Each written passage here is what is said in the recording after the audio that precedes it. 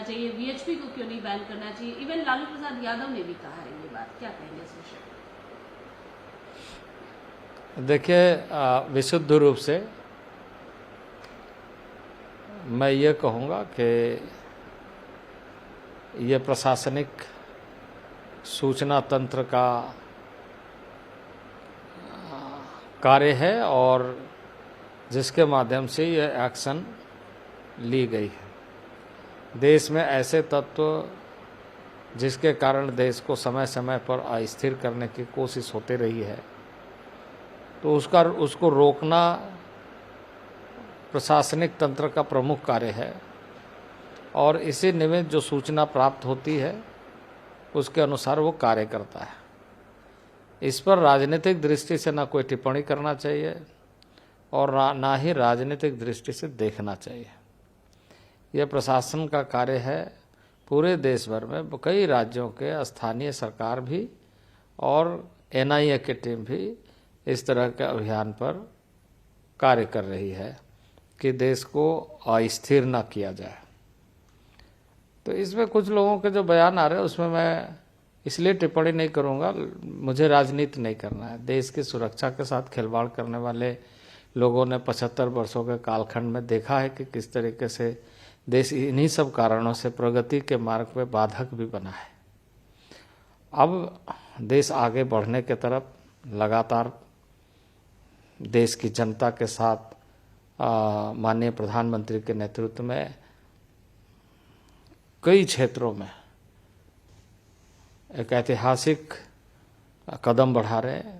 तो स्वाभाविक रूप से अभी भी बहुत लोगों की कोशिशें होगी इस तरह के विकासात्मक और देश के प्रगति को रोकने का। तो इस मामले में वैसे लोगों के बारे में मैं इसलिए नहीं कहूँगा जो लोग इस समय बहुत सारी बातें कह रहे हैं, क्योंकि वो इसको राजनीतिक दृष्टि से इस तरह से उभार करके देश में माहौल बनाना चाहते हैं कि यह राजनीतिक मुद्दा बन जाए। लेकिन एक बात, एक प्रश्न ये भी उठता है कि आरएसएस पर ये कहा जा रहा है, आरएसएस हो, वीएचपी हो या बजरंग दल हो, ये कहा जा रहा है कि ये लोग हिंदू सांप्रदायिकता फैलाते हैं। इस तरीके की टिप्पणी और पीएफआई के साथ लिंक करना,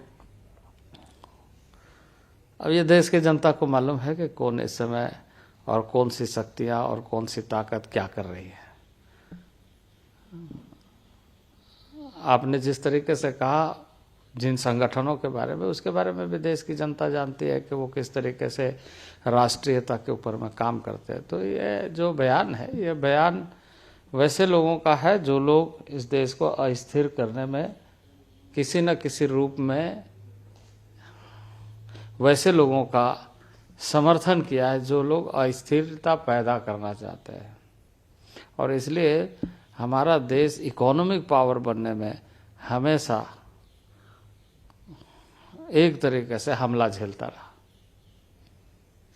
सर, इससे अलग एक प्रश्न है, जिस तरीके से राजस्थान कांग्रेस में जो क्राइसिस दिख रहा है, दिल्ली से राजस्थान, राजस्थान से दिल्ली, लगातार कांग्रेस के जो जितने भी लीडर्स हैं, आना जाना लगातार चल रहा है, स्थितियां अभी भी स्पष्ट नहीं हो रही है। अशोक गहलोत गुट एक अलग है, लेकिन वो एक तरफ से सोनिया गांधी जी का भी सपोर्ट कर रहे। तमाम जो स्थिति है उस पर क्या कुछ कहना चाहेंगे? देखिए, जो बातें सतह पर आ रही है वो तो उनके वास्तविक ऐसी चीज़ों को सामने जिसमें वो अपने में ही उलझे हुए और देश को भी उलझाए हुए रखना चाहते हैं। और यही कारण है कि कांग्रेस की यह स्थिति आज दिखाई दे रही है। वैसे मैं ये उनका अंदरूनी मामला मानता हूँ, लेकिन सतह पर जब बात आती है तो स्वाभाविक रूप से प्रत्येक व्यक्ति देखता है क्या हो रहा है। तो कांग्रेस इस समय अपने पार्टी में ही और दूसरा जनता में भी एक दयनीय पात्र के रूप में प्रस्तुत कर रहा है। लेकिन एक बहुत ही अहम एक बयान आया अशोक गहलोत का सोनिया गांधी से मीटिंग के बाद कि अनएम्प्लॉयमेंट हो, इन्फ्लेशन हो, तमाम जो चीज़ें हैं, देश जिस दिशा में जा रहा है, हम लोग उसको लेकर चिंतित है। राहुल गांधी उसको लेकर चिंतित है। हमारा ध्यान उस पर है। इंटरनल जो भी चीज़ें हो रही उसको हम मैनेज कर लेंगे, लेकिन मेन जो मुद्दा है देश का, उसको लेकर हम फोकस कर रहे हैं।